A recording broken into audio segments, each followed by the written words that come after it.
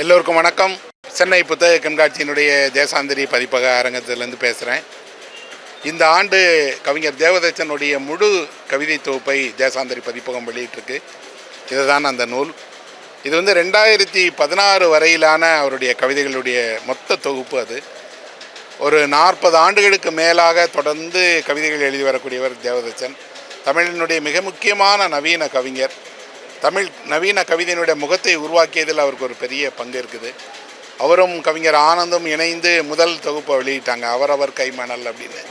அதிலிருந்து இந்த 40 ஆண்டுகளுக்குள்ளாடி விதவிதமான பல்வேறு வகைப்பட்ட வாழ்வினுடைய தருணங்களை கவித்துவமாக ஜென்னுடைய மொழியில் எழுதின ஒரு கவிஞராக நான் அவரை சொல்லுவேன்.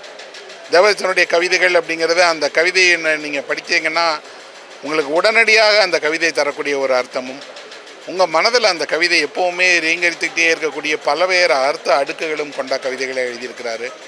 அடையாளம் இல்லாத சமகால மனிதனை, வரிசையில் காத்திருக்கக்கூடிய இந்த வாழ்க்கையை, அதே நேரத்தில் இந்த வாழ்க்கையினுடைய சின்ன சின்ன அன்றாட வாழ்க்கையில் நம்ம பார்க்கக்கூடிய அபூர்வமான தருணங்களை எழுதின மிக முக்கியமான ஒரு கவிஞர்.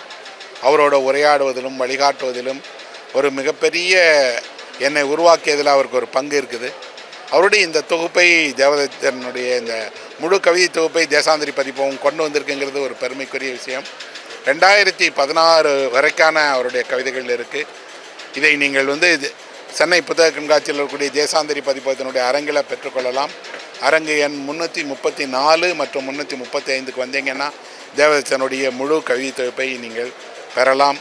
கவிதையின் மீது ஈடுபாடு கொண்டிருக்கக்கூடியவங்களும், புதிதாக கவிதை எழுத விரும்புகிறவர்களும், இலக்கிய வாசகர்களும் இந்த புத்தகத்தை அவசியம் படிக்கணும் அப்படின்னு நான் சொல்லிக்கிறேன். நன்றி, வணக்கம்.